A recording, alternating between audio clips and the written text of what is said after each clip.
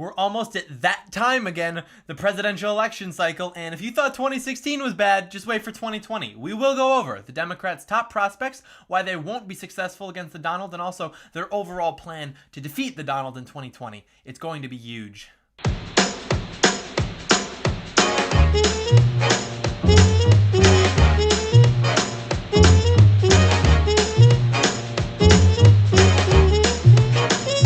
John Doyle in. Heck off, commie.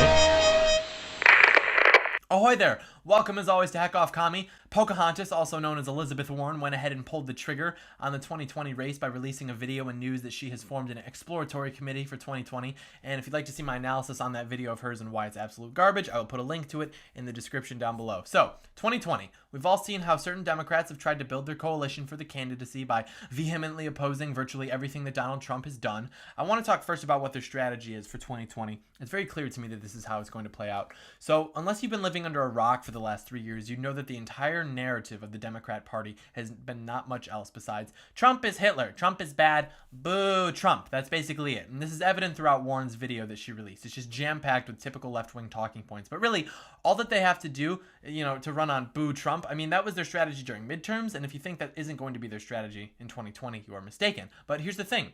That was their strategy during the 2016 election as well. So how could they expect it to work again for them in 2020?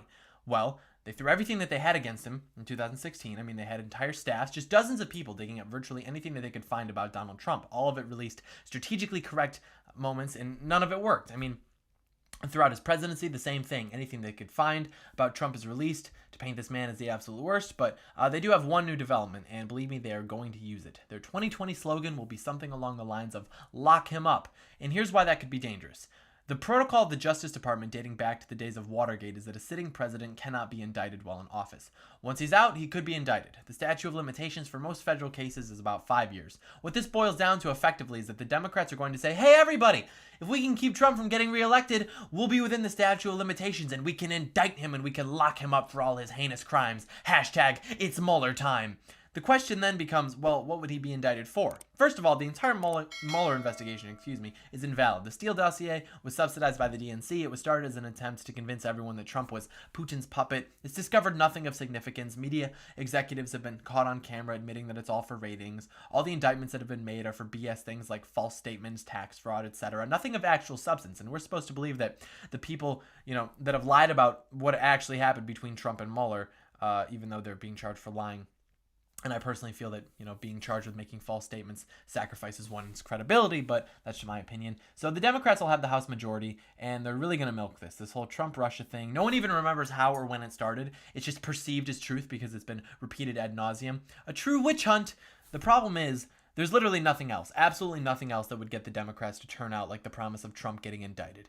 It doesn't even matter if they have anything on him. They'll just repeat the fact that he can't be indicted unless he loses, and people will infer from that they actually have something on him and will thereby be motivated to try and vote him out of office.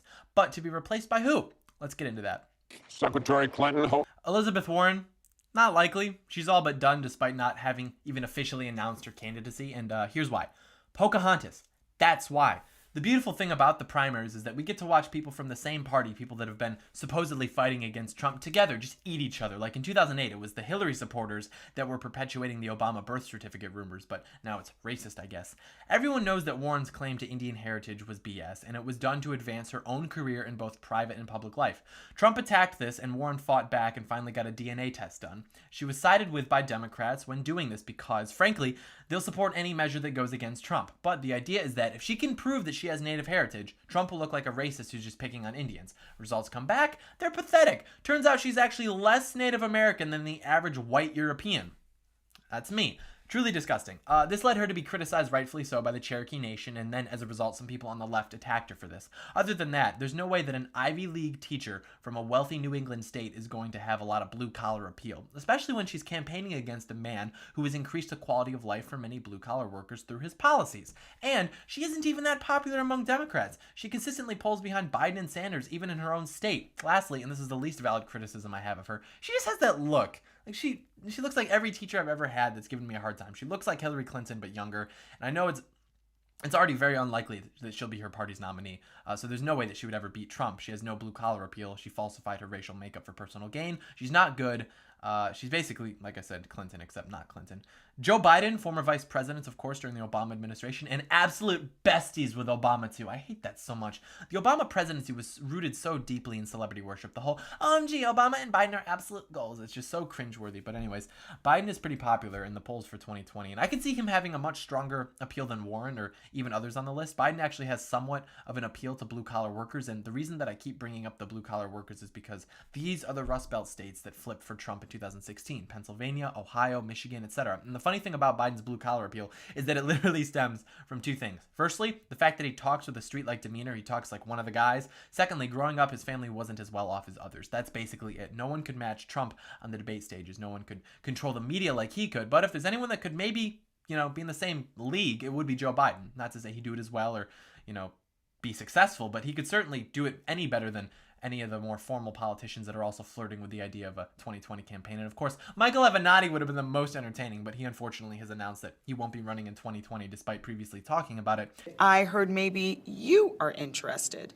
Is that true? Any truth to that? I'm seriously considering it.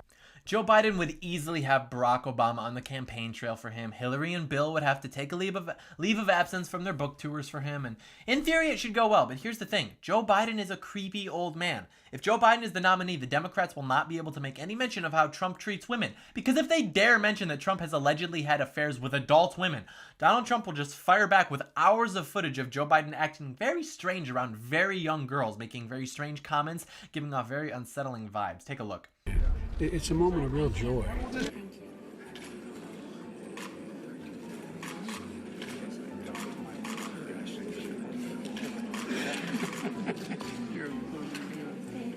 Joe Biden will be 79 years old in 2021. When Trump was sworn in, he was 70, and he was the oldest. Joe Biden will be almost a decade older. To make age an issue of the campaign isn't discrimination. It's just an acknowledgement of the fact that perhaps someone who has exceeded the average male life expectancy in the USA shouldn't be tasked with the most difficult and stressful job. And also, there's tons of other footage of Joe Biden proving himself to be less than stellar, from threatening to shoot Obama and then stating that he was impressed that Obama was so articulate and clean despite being black. If you think that the Trump campaign will ignore that, you're crazy. And the beautiful thing is, since they've already used every weapon against Trump, they'll have nothing new to present except, hey, we could get him indicted maybe, and it'll be interesting to see how that plays out for them. Bernie Sanders.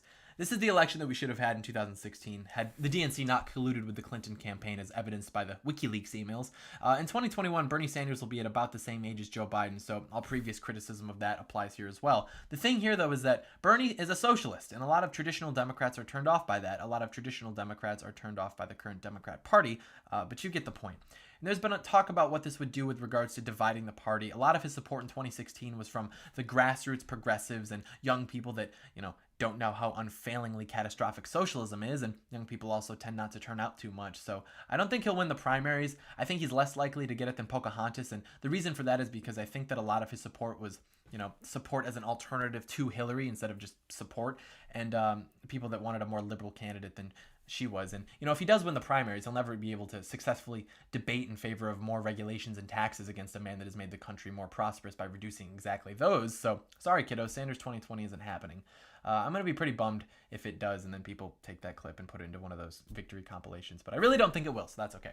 Spartacus! I doubt it. Pretty simply put, he's not likable. He tried to make a name for himself by going against Trump and Kavanaugh, and it was really not successful, but okay. And he's also very emotional, and that turns a lot of people off, especially men watching him cry and complain on live TV. No one really knows who he is at all, and didn't until the Kavanaugh hearings. He has a reputation for sexually assaulting women, so, there goes that attack against Trump.